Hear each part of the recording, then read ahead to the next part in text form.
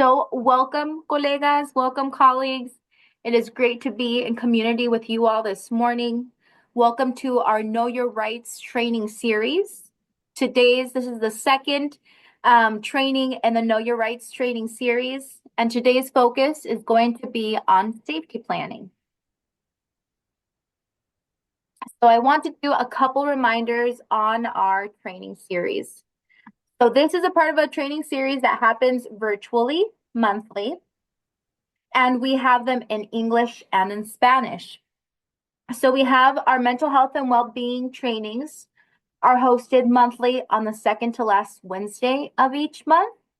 And then we have our Know Your Rights trainings facilitated, of course, in Spanish on our last Wednesday of every month. And so we alternate. So the second week of the month and the last week of the month on Tuesdays and Wednesdays, you can expect to join us for our mental health training series and then also our Know Your Rights training series.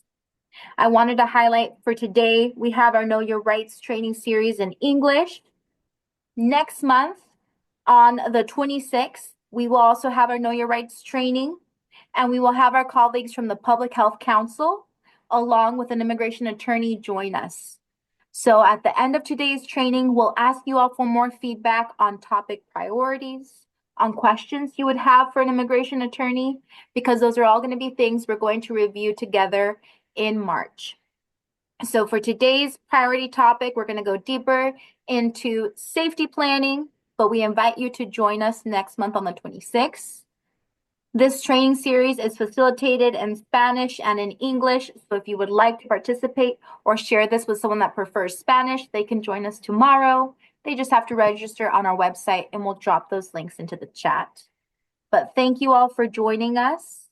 We're going to go over a couple reminders too before we get into the content of today's meeting. And I already see some comments and some hellos coming into the chat, so thank you all. So a couple reminders to cover today. We are not lawyers. This is not legal advice. We are sharing information, resources, best practices that we have gathered from credible sources, from partner organizations, and that attorneys have also developed. So we are excited to bring you all information, resources, tools, and best practices. We also know that you all have some tools, resources, and information. We invite you to also share that information in the chat. Number two, want to be very mindful of confidentiality in this space. This meeting, as you have noticed, or this session, as you have noticed, is being recorded, and we will be sharing it on our website and social media. So the first hour to 90 minutes, 60 to 90 minutes of our session today will be recorded. So we ask you to be extra mindful of confidentiality, to not share any private details of you or a loved one as we engage in today's session. Once we stop the recording, then that will be an open community space to have a deeper dialogue. But during the presentation, the first 60 to 90 minutes or so, please be mindful of the confidentiality of what you share, because we want to protect any details of you or a loved one. So we'll let you all know once we stop that recording so you can openly share. Number three, colegas, this is about education and movement building, having a space to gather, to build community, to get information, and to be able to connect with one another. So if you feel comfortable, go ahead and turn on your camera, comment in the chat, use the emojis, send those hearts so we can feel connected in these spaces. And again, I want to remind us that just the week prior to this is where we have our mental health and well-being sessions. That's another place where we can connect, reflect, and practice those emotional well-being best practices there in community. So again, this is not just about consuming energy or consuming the chaos, but it's about the community we build together as we navigate this together. And then I want to remind us too, I see a lot of us that love taking notes. We have all of the resources that we're going to cover today. They are already available on our website. And then give us a couple of weeks after today's recording. We will also upload any new materials, any new PowerPoints or videos from today, they will also be uploaded to our website. But right now, we're actually going to review quite a few materials that are already there as we get into our safety planning session.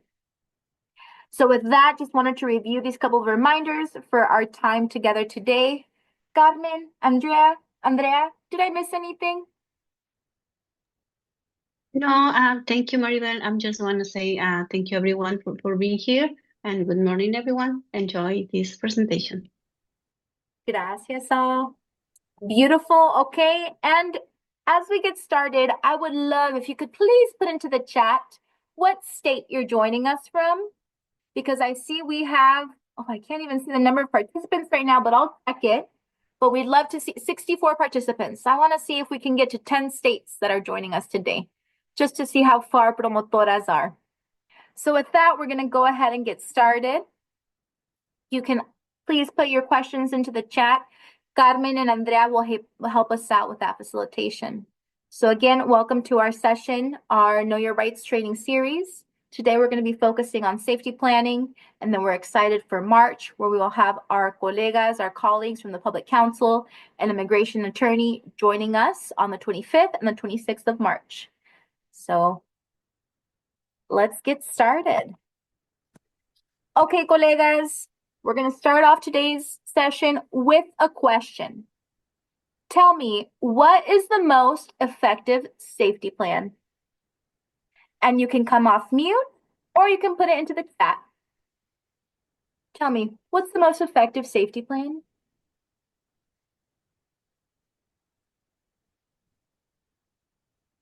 Beautiful. Elizabeth says knowing your rights. What else? Okay. Oh, Misael's joining us from Washington State. Beautiful.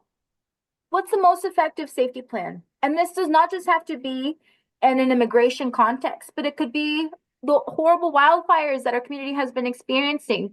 This could be flooding. This could be you're sick unexpectedly. What's the most effective safety plan? Gabriela says be prepared. Emergency plans, preparation of important documents. Oh, I'm seeing so details. Beautiful. Have a plan, engaged. Love that. Any plan that talks about what to do in case of an emergency contacts. Beautiful. Okay. Let me share my screen so we can get to the answer. Because I'm seeing lots of great components of a safety plan come in. Here's the secret, and please remember this because we'll do a mini pop quiz at the end. The most effective safety plan is a completed one. We're going to give you some great templates. We're going to give you the list of resources you need to gather or the documents you need to gather. We're going to go over some of the reminders. But if you do not fill out those safety plans, if you do not print out that document, if you do not share that with a family or loved one. And you know what? A lot of people aren't like they look for like right now, one of our biggest things is rental and utility assistance. People were unaware that Proteus just got funding. They got two separate types of funding. Hi, sorry, do you want to add it to the safety planning? Oh, we love the passion though. The beautiful. Okay. So with that, colegas, we're going to get into that, the details of the safety plan. Okay. And yes, if you have questions or comments, please feel free to put them into the chat. And then we'll also pause so folks can ask questions or add comments too. And Carmen and Andrea will pause me too as they come up. So with that, let's get into the details. How can I prepare in case of an emergency? Here are 6 actions that you can take, which we're going to cover today, to support you and your family in preparing. Number 1, identify a safety plan contact. If you create a safety plan and no one knows where to access it, you're going to be at a loss there. So we're going to talk about identifying a safety plan contact. Who's going to be that trusted person? Number 2, gathering key documents. What are those documents I want to have copies and originals of that I can easily have them where I can pick them up and go in case of an emergency or someone can grab them for me? Number 3, we're going to talk about completing a safety plan. Do I need to start from scratch, or are there some organizations that have already created beautiful blueprints that you can easily access, print, and share in English, Spanish, and other languages? Number 4, completing a caregiver's affidavit or a child custody plan. What are some great resources? I don't want to give away my rights as a parent or a caregiver, but I want to make sure that they can at least help out if there's a gap in me being able to support my family. Number 5, updating our emergency contacts. Always a good reminder to have those up to date. And then number 6, strengthening your financial and legal plan. So we'll go over that and give some resources for all these steps. Hanging in there. So, All righty, team. And I know some people are joining, and as they're joining, making sure folks are staying on mute until they're ready to ask a question or add to the presentation. All righty. And I see Angelica has raised her hand. Adelante, Angelica. the list that you just posted right before this slide, can you guys share some of the paperwork that we can share with others, like the affidavit of child custody plan? Can you send it to us so that we can share that with the people that we serve in the area? Absolutely, Angelica. These 6 pieces here are what we're going to spend the next hour on. So we're going to go one item by each item. Does that sound good? Yes, definitely. I mean, I really appreciate what you guys are doing. Perfect. Con gusto, con gusto. That's what we're here for. So each of these 6 items are what we're going to spend some time going over today. So we're going to go over one by one. So the first one, let's start with identifying a safety plan contact. But claro, Angelica, we will get to number 4, and we'll give you a copy of that caregiver's affidavit and child custody plan. You know what? What I'll do right now, I'll actually put the link of our website, and you all can get ahead of me if you'd like, because all of these resources are already posted on our website. I'll just put that link into the chat, but don't get too distracted because we're going to go one by one. Alrighty, so I'm switching back to the slideshow, and let's get into more details of identifying a safety plan contact. Can you all see my screen okay? Yes. Yeah. Beautiful. Okay. Number 1, you need to identify a safety plan contact. That needs to be a person who is trusted and reliable. They're going to have access to your private information, copies of your passport, phone numbers of loved ones, medical records, all those documents you're going to gather. So this needs to be someone that you trust. And number 2, they need to be reliable. So it has to be someone that if you call them, they will be able to answer their phone or get back to you quickly. So those are the 2 key reminders for your safety plan contact. It has to be someone trusted and reliable. They're going to have access to your private information. And number 2, if I call them, I need to know that they're going to answer my phone call. Those are the 2 top key things to keep in mind when selecting a safety plan contact. Number 3, and you know what, I'll pause.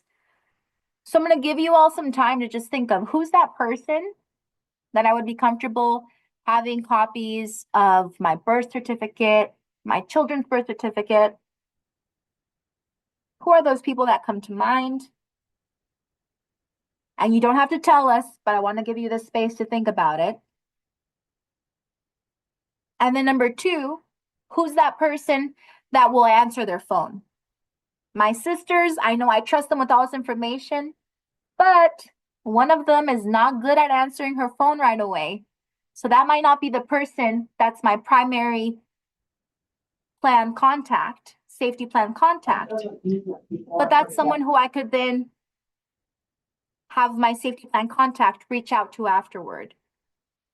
But you need to have someone that is trusted and reliable. Number 3, once you have that person in mind, you're going to want to talk to that person. Let them know what the plan is, let them know where your information is, your resources, go over some of your wishes in your safety plan. If you have a point doctor, if you have an attorney, all of those will be included in your safety plan. Go over this with them and ask them, have a conversation with them. Is this something you're comfortable with? If I call you and I have to evacuate, or if I call you and I'm detained, or if they call you and I'm in a medical emergency, will you feel comfortable going to my home, or will you feel comfortable accessing these important resources for me? Talk to them about that responsibility and ensure they feel comfortable with that responsibility. And then number 4, this is homework I'm giving for us all here. You need to memorize that person's phone number and then share that person's contact information with trusted loved ones. So for example, I'm getting ready to travel for the next couple of weeks. I'm going to have that person's phone number on my fridge and by my door. Just in case there's an emergency, I would want my loved ones to be able to access that person's phone number, because I know if anything happens to me, she'll be able to contact my work, get access to my private documents until I'm able to access them myself. So that is number 1 of the steps you need to take in preparing for a safety plan. Select that safety plan contact. If you're lucky and you have a lot of trust with that person, they can also help you think through some of these details and logistics. And with that, I did see my colega Fabiola also raise her hand. Fabiola, was there something you'd like to add? Thank you. Good morning, Maribel. Just a question right now, because of what I am listening and hearing on the ground. So I'm thinking that this is probably something that we would have to think of, not only one person, but maybe 1, 2, 3 people, because we're going to have to follow all those steps that you are proposing and confirm with them, right? And because of the climate that we're living in right now, I was thinking about someone, but I also at the same time remember that this person is telling me about their plans to move out of the country. So that immediately I was like, oh, wait a minute, probably it's more than one person. So think of 1, 2, 3 people and confirm, right? Confirm with them that that it's not only that we trust them, but that we know what are their plans to at this moment, and how are they facing this situation as well. Great points, Fabiola. So that's why we emphasize a couple of things here. Number 3, you're going to want to talk with them so you can learn more. Is this something they're comfortable with? Perhaps, as Fabiola has shared, they might share, you know what, I might be unavailable, or I might be comfortable with certain components. As we get into the details of the safety plan, there's lots to cover there. So of course, as Fabiola mentioned, you're going to want to have some more people in mind. But here, I want to challenge us to think about one person. Because if you only have one phone call that you get to make, 2 minutes, you just have to go right to my emergency contact. Who will that person be? Because that person can then have the phone number to the 3 other people or the 4 other people that I trust, and they can then make those phone calls too on your behalf. So that's why I'm asking us to think of one person. But then, of course, there could be the 4 other people that you want them to reach out to. The other reason why I'm trying to make it easier for us to think of one person is not only because you might have 30 seconds or 2 minutes or just one phone call, but 2, memorizing 3 phone numbers can be very tricky. So I want to make our homework a little bit lighter. Try to memorize at least 1 phone number, but if you want to challenge yourself, try to memorize a couple more of those trusted individuals. But gracias, Fabiola, for highlighting that. You might have more than one person in mind, and you absolutely should have more than one person in mind, especially as we get into the details of a safety plan. You might have someone in mind to take care of your medical components or your financial components, and someone to take care of more of your caregiving responsibilities or your children. So you absolutely want to have more people in mind, but this is just that one person that I can trust. If I only have one phone call, I can only memorize one phone number, and I know they will answer their phone. Okay, with that, Carmen or Andrea, anything else you want to highlight And if not, we can move on to number 2. No, Maribel, we can move it. Okay. Alrighty, colegas, take a deep breath. This is a lot, but it's okay because you already have some of these things. And if not, we have some beautiful templates that will help you get to the rest of these documents in order. So number 2, part of a good safety plan is having all of the materials you need in one place. In case I only have 30 seconds to go into my home, or in case I can't walk around my whole home and go to this cabinet, that drawer, and gather these, someone can go to one place and get copies or originals of these documents. These are those key documents that you're going to want to have in a safe place in case of an emergency or in case someone needs to get this information to you. Number 1, you're going to want to have that copy of your completed safety plan. This is especially important because those safety plans include emergency numbers, phone numbers, and key contacts. This will be essentially a guide in case they can't ask you questions, but they need to know who's your doctor? Is there a medical list? Any of those details, that needs to be part of a completed safety plan. And hold tight because we're going to give you some great templates of safety plans that include all this information where you just fill it out. Number 2, if you are a caregiver or have children or loved ones that you care for, you are going to want a caregiver's authorization affidavit. We have a great copy of this from one of our trusted organizations, and we'll go into more details of what this means, but I just want to remind us, this is something that doesn't sign over our guardianship, but it just makes it so in case they need to change things at school, take our loved ones to doctor's appointments, this authorization affidavit gives them that access to be able to do so. Number 3, you're going to want to have your identification cards or things like your passport, driver's license, or other identification cards in one place, or copies of the ones you don't have originals of, so that they are there. Number 4, you're going to want to have birth certificates of you and the loved ones you cared for. Number 5, and of course, some of these you may not have them, or they may not apply to you. Things like a marriage license. Number 6, family records and information. These are things like school, employment, medical, health insurance, a medical list or medication list, doctor's contact information. Having that information, having copies of that so that if they need to get more details of what school does Melanie go to, all of that information at least being in one place. So that person has that initial thing to go off of to then follow up. Information related to financial records, things like your bank information or tax returns. And then immigration documents, again, all of these in a safe space that only you and a trusted loved one have access to. So things like work permit, green cards, visas, your A number, Social Security or ITIN. Then things like legal documents. If you have criminal court records, or if you have a restraining order, copies of a restraining order, a protection order against, you're going to want to have that information, incident reports, separation or divorce documents. And again, some of these may not be applicable to you. But then also things like supporting documents, proof of presence within the US with your address,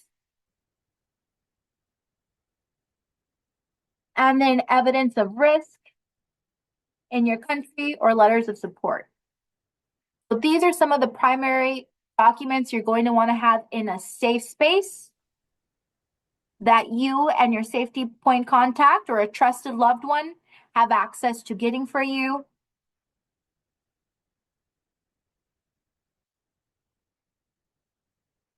And again, there may be some of these documents that do not apply for you, but this is that initial list.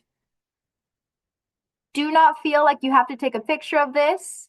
Some of the templates that we're going to share with you have this in a great checklist format where you can also go fill it out and mark them as you gather them. But this is just the detailed list that includes more of those examples.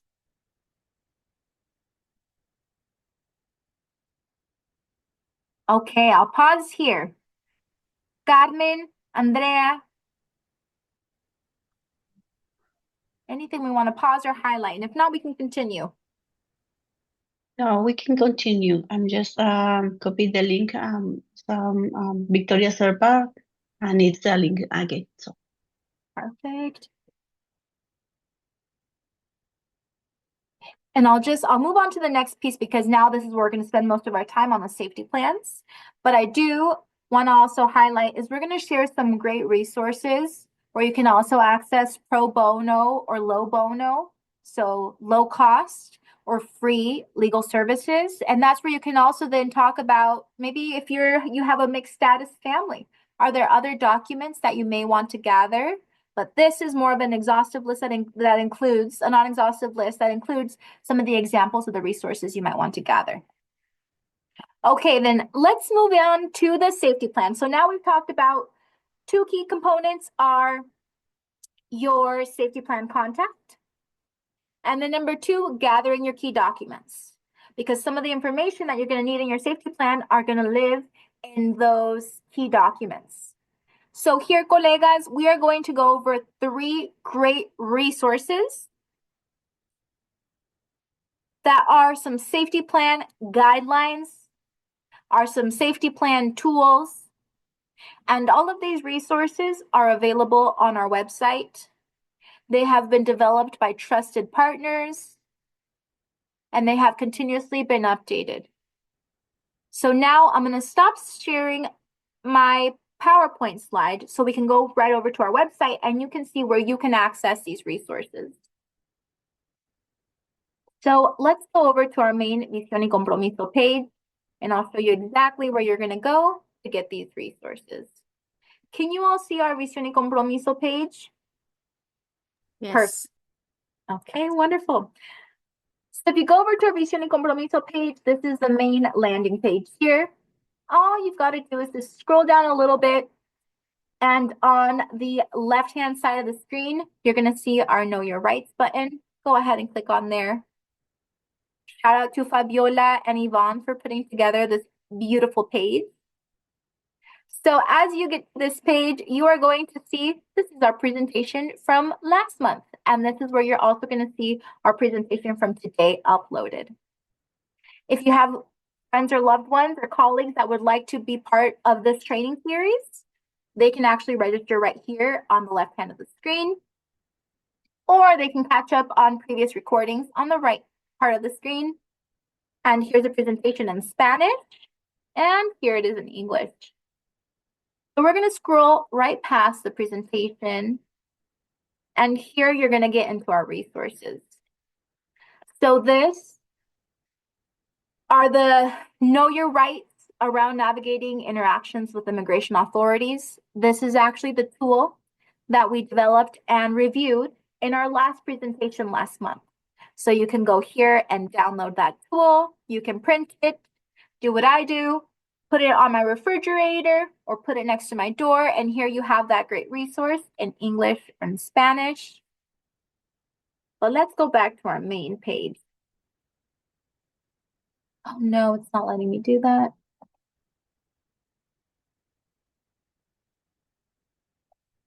Okay, there we go. Now we're back. Give me 1 second while I adjust the screen. Okay, now we're going to keep on scrolling down.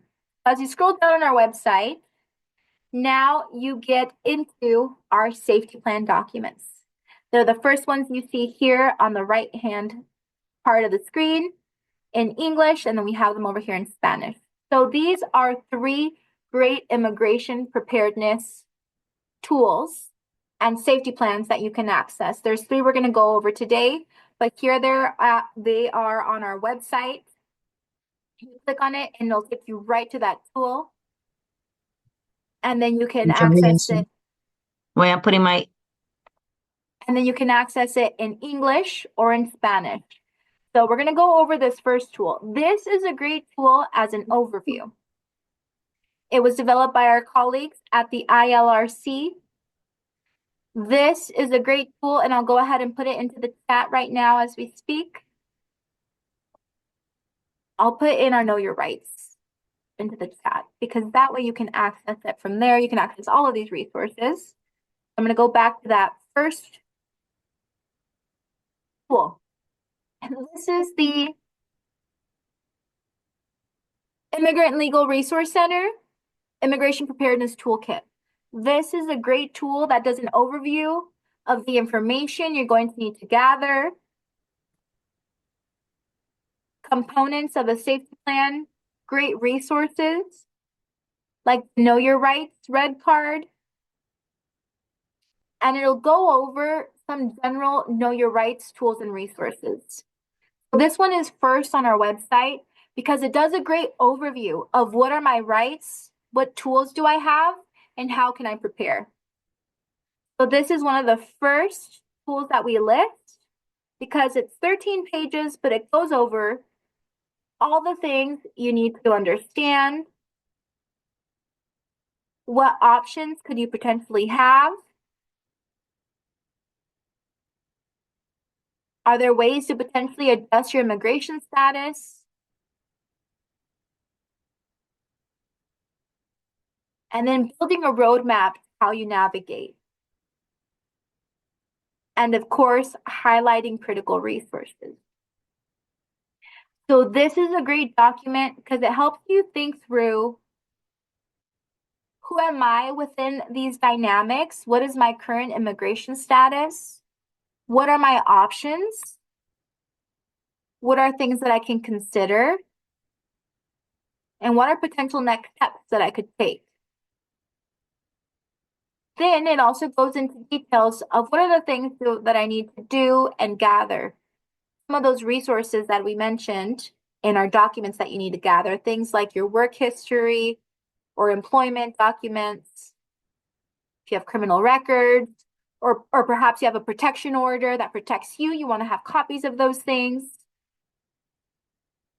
So this is a great resource that you can print, and there's even a spot for you to write down these notes for yourself as you go through these processes. That's the first safety plan document that you see listed on our website. And that, again, especially you working with community, or even you getting ready to sit down to think of your safety plan, this is a great tool that can help you kind of just read through this information.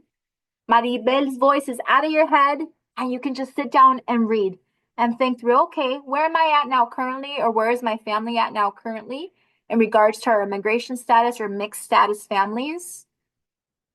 What options do we have? Now, the second resource on our website, available in English and in Spanish.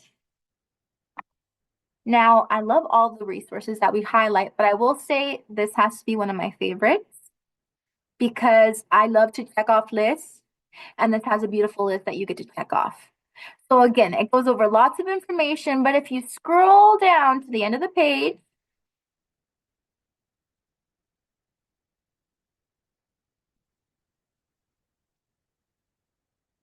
and let me move your box here. So you can go to the step-by-step family preparedness plan. And again, it's in English up here and in Spanish down here. So you're going to scroll all the way to the end of this link. And then here you find that step-by-step family preparedness plan. This, as I mentioned, is one of my favorite tools and resources because the list that we have that we share in this PowerPoint slide that we just reviewed, it has a beautiful checklist here for you to go through. And it has a beautiful template for you too. So again, this goes over the key components of a safety plan, reminds you of your rights, goes over the different components that you're going to need to do, like making a child care plan. What are some components you need to think through? Highlights the caregiver's authorization affidavit, goes over guardianship, details there. If you need to get a power of attorney, highlight some great resources, and does a great overview of where are some different places you can access information.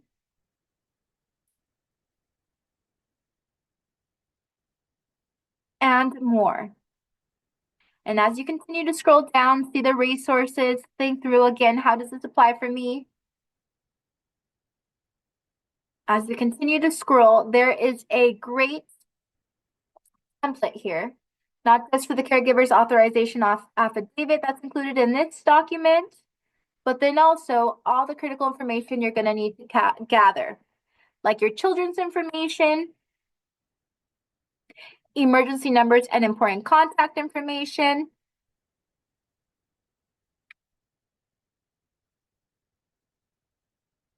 other contacts for you or your family, your consulate, doctor, pediatrician, attorney, church. And this also helps you think of what are some other spaces I need to make sure I include here? Do I volunteer regularly? Is that a space where they would need to connect with them at? And then there's a list of all the important documents that you would need to gather. So again, as I mentioned, the first tool that we went over, I love that because it helps you kind of think through. What are the different components that affect me as I'm getting ready to create my safety plans? What are some options and resources I may have or that my family may have? And then this one I love because it has a template right there for you.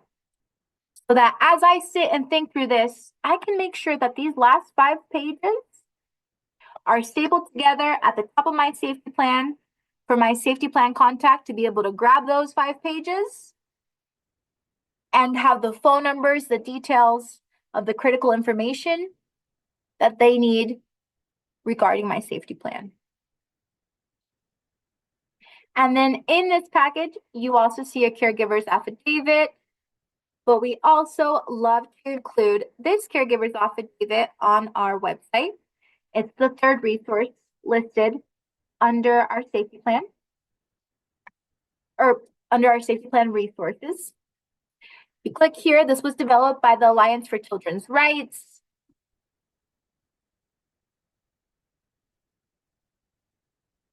Goes over what this package means and includes. And I want to highlight here, this document allows a caregiver to enroll children in school and consent to child's medical care. It does not take away or suspend parental rights. A parent or guardian can overrule any of the caregiver's decisions unless the parent or guardian wishes jeopardize the child's health, life, or safety. So again, highlighting this does not take away or suspend parental rights, but it simply is in the case of an emergency, if I'm not able to get to my children, give them access to their schools, childcare, that is something that this person can then step in for me while I'm unavailable and be able to care for my children in that way. This is a great template, has a space to fill those out. And so this is the 3rd resource that we outline on our website for our safety plan. I want to go back to our PowerPoint slide and highlight.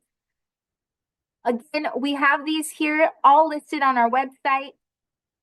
You go to our webpage and then you just scroll right down to the section where we have our safety plan templates. And you have the Immigration Preparedness Toolkit, Detailed Family Preparedness Plan, and the Caregiver's Affidavit there for you to be able to fill out.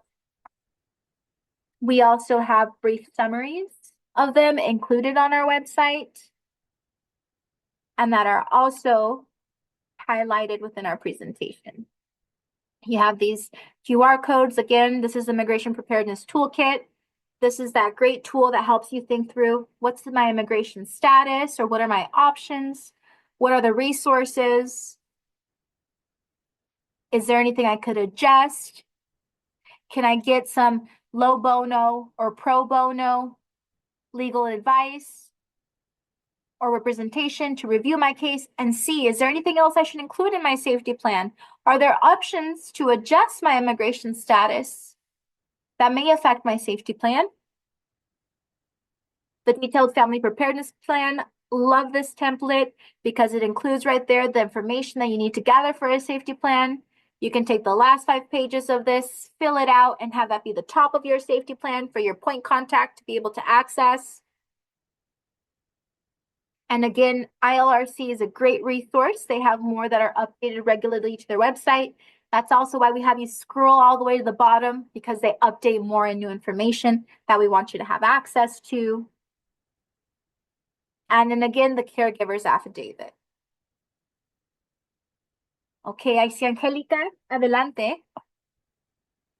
Okay, I have a question. I was going through the information on the caregiver's affidavit, and it looks like the person authorizing herself or himself to care for the child would be the person that is signing that paper. Is that correct? Because I don't see a parent authorizing the caregiver. Is the caregiver signing a paper saying that they are in charge, they are taking charge of the child? Am I understanding it correctly? Let me pull up so I can see what you're looking at.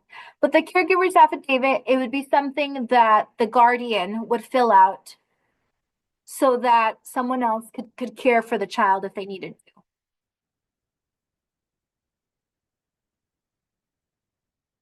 And there are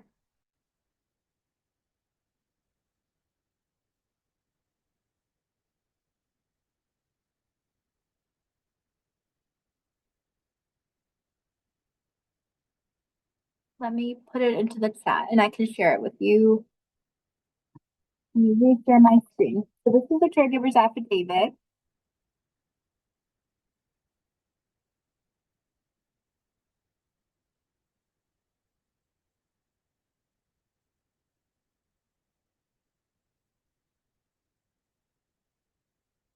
So this is here, would fill out, this would then be the space where the caregiver would fill this out.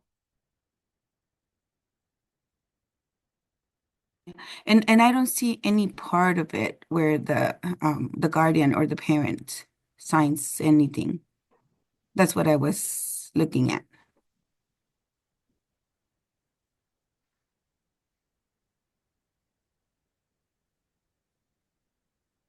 Let me adjust my screen and see there's the second document.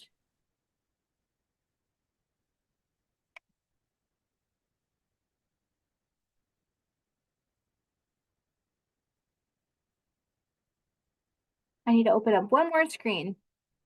But that,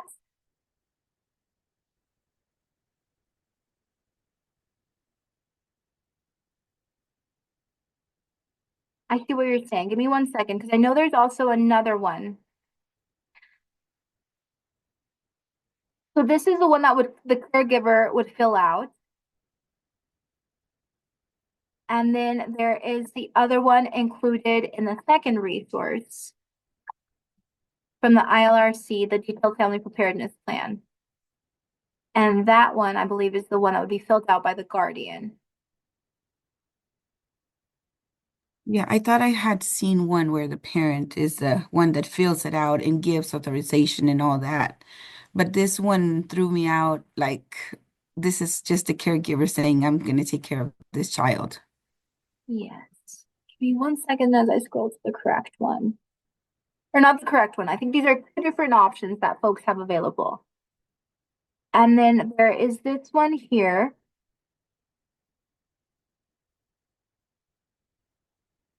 And I think with the intention that these have been developed to is if a caregiver is unavailable, or if the primary guardian is unavailable to care for that caregiver, these are the resources that they have that they can then just utilize, again, not as guardianship, but to be able to do things like enroll them in school or give them access to care.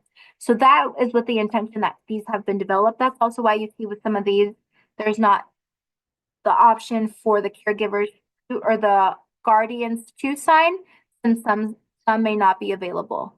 And so this is the other document or the other caregiver's affidavit that is also available to be filled out. So there's two there. I see the authorization part on this one, but on the other one, I did not see any place where the parent or guardian gives authorization. Yeah.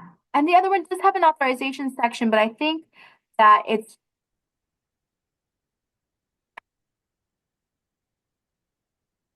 let me see. For the signature down here is for the caregiver. Mm. So where do I find the other one? The one where the parent or guardian signs the affidavit? The other one is the second resource. That's that detailed family preparedness plan. If you go to that one, it is available in English and in Spanish. That's the one where we scrolled all the way down. And that is, I believe, the 7th page. No, let me see here. The 13th page for the caregiver's authorization affidavit. Okay, thank you. See. And then if we keep scrolling on this document, then you start with the other detailed information and the safety plan details.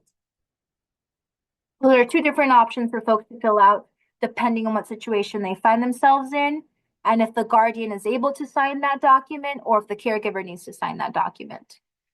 So both are available there. And thank you for pointing that out, Angelica. Okay.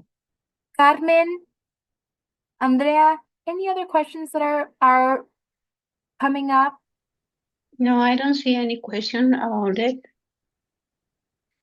And what I will also do is, again, these are on our website and we'll update them there too. So as new resources are developed or we find some that perhaps like we did today that highlight, again, we have the caregiver's affidavit, we have those two different options. We'll continue to also upload those on our website. I'm putting them into the chat, but always refer back to our website for the most updated resources. And then I do want to highlight here on the caregiver's affidavit a couple of reminders. Again, review and revise custody plans if applicable. If you have a custody plan, that may be something that you also want to revise and include in your safety plan, how that would be adjusted. Number 2, consult an attorney as needed, especially if you have a custody plan. What are those varying options for you and your family? Would a caregiver's affidavit suffice, or are there other legal documents that you need in order to be able to continue to care for your family in case of an emergency? And then, of course, ensure your children know who to call if they are old enough to be able to do so, or ensure that your safety plan contact will know the protocol so that your children can get the care that they need, or get to your children's point contact, because again, that may not be the same person as your safety plan contact. And then number 4, we're going to go into detail on this, but ensure you also update your school emergencies contacts.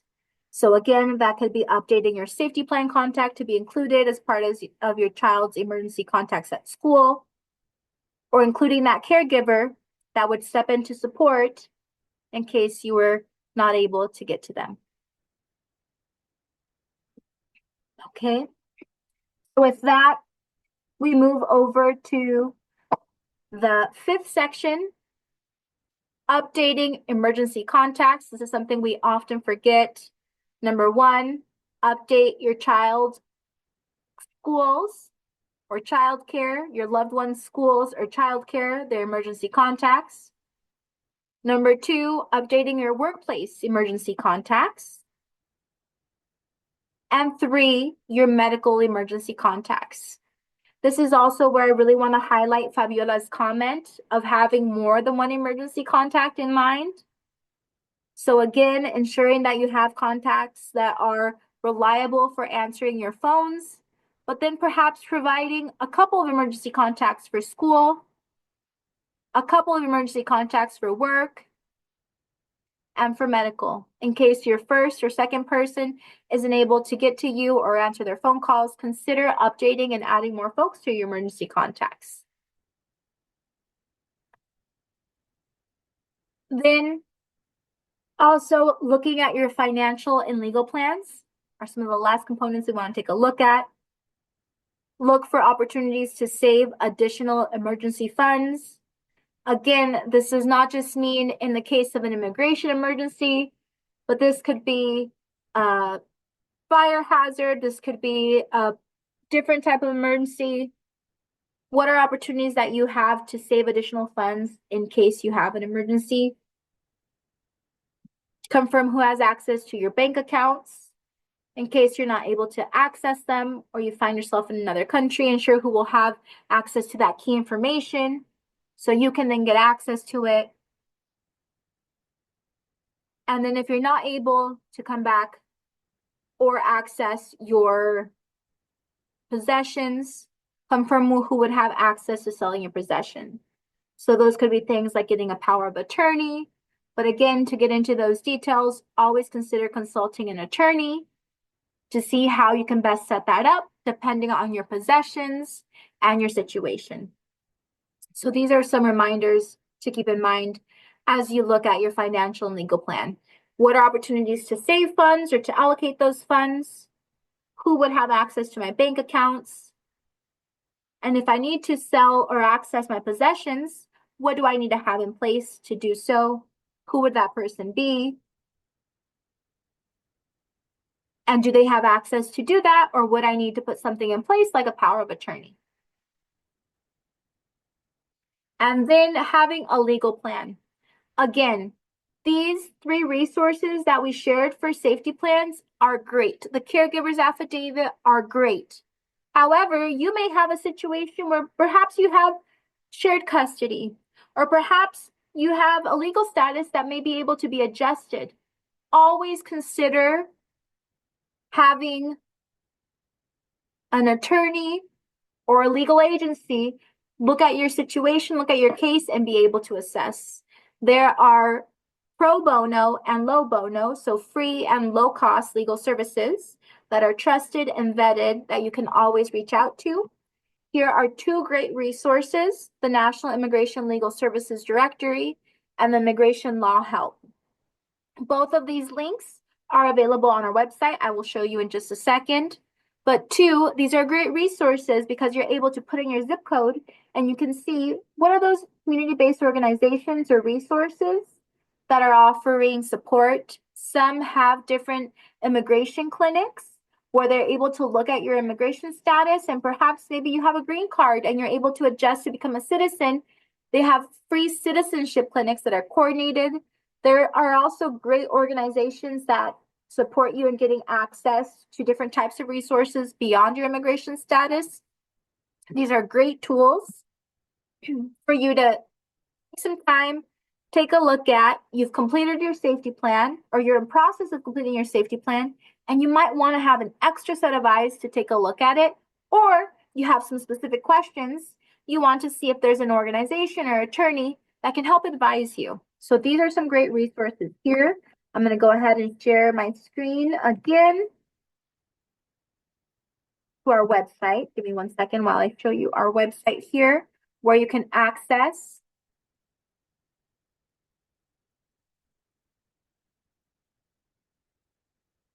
my screen decided not to cooperate now. Okay.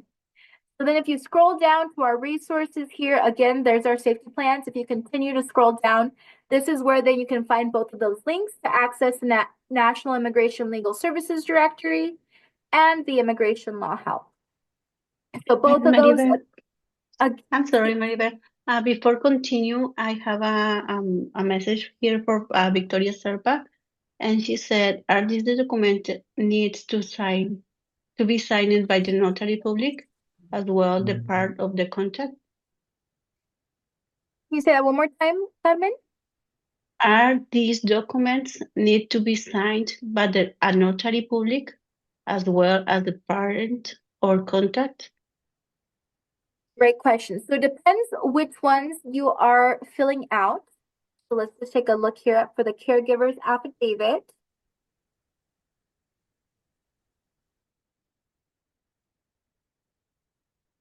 This one here can be used in California, so I want to highlight there. This is for California's family code. And this one,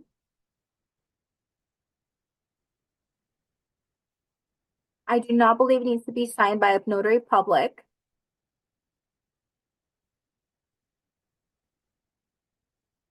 And then the other caregiver's affidavit would also not need to be signed by a power of attorney. Or sorry, by a notary public. But things like power of attorneys and more, or if you have to create a special safety or a special custody plan, those would then need to either be signed by an attorney or a notary public. But these templates do not.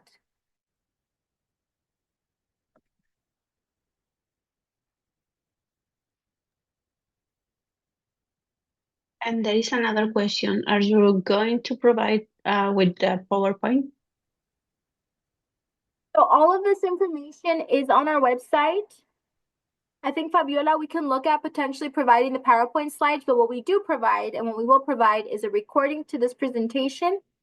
And then we have this information also listed on our website, which all this information is included on our website.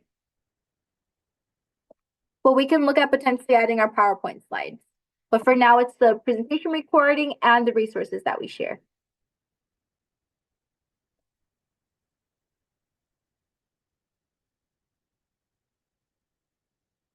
Are there any other questions, Carmen?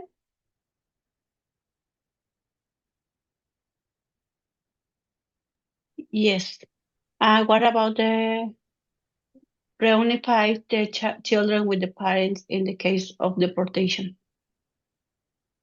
I can see if our attorney, if the attorney that will join us from the public counsel can talk a little bit about that. But that might be a full separate presentation that we would have to have.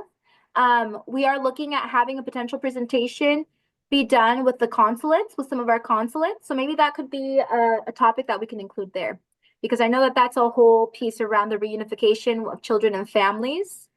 We can look at including that. Let me close up this presentation, unless there are any questions specifically to what we've covered now, because I do want to ask you all, what are other questions that are coming up for you so we can think of for potential future topics, or also in preparation for our attorney that will be joining us, and the public counsel that will be joining us in March. Are there any other questions regarding some of these key safety plan components? And we're going to go ahead and review those really quickly and see if any other questions emerge. So again, we covered identify a safety plan contact, gather key documents, complete one of the safety plans. And again, you have those great guidelines, but number 3 from the ILRC, the step-by-step detailed guideline safety plan is my most recommended. Completing a caregiver's affidavit or a child custody plan. Updating your emergency contacts. And then looking at opportunities to strengthen your financial and legal plan. Anything else, colegas, as you prepare for your safety plans that are missing in these arenas? And if not, I do want to do our mini pop quiz.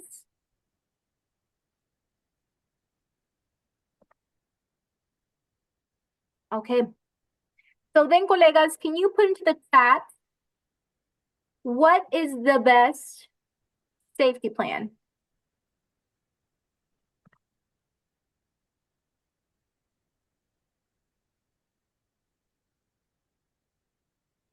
Beautiful. Having one, a completed plan.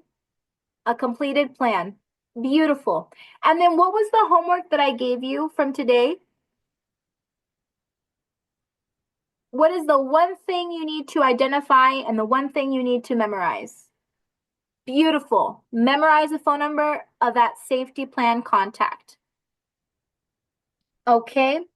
Then I'm going to share a couple reminders here. Yep. Memorize that phone number of a trusted person.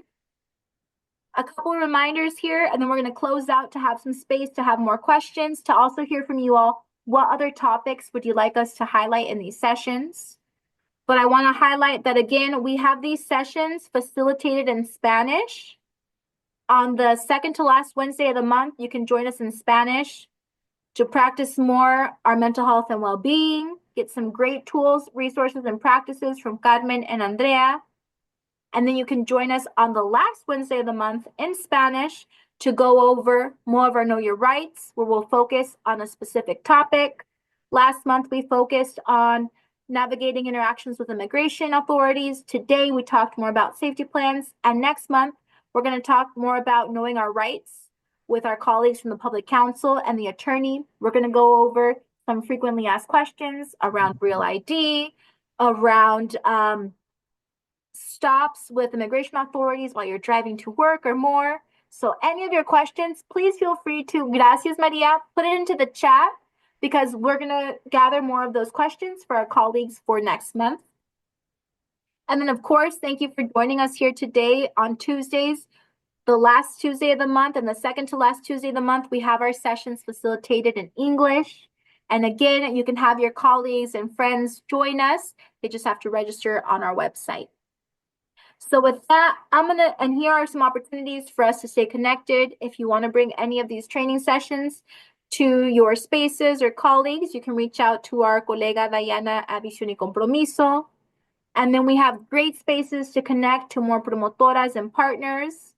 If you're in the state of California, you can reach out to Norma, or if you're part of the national, you're part of other states outside of California, you can reach out to our colega Luis Lagos to join us. So thank you all for being here today.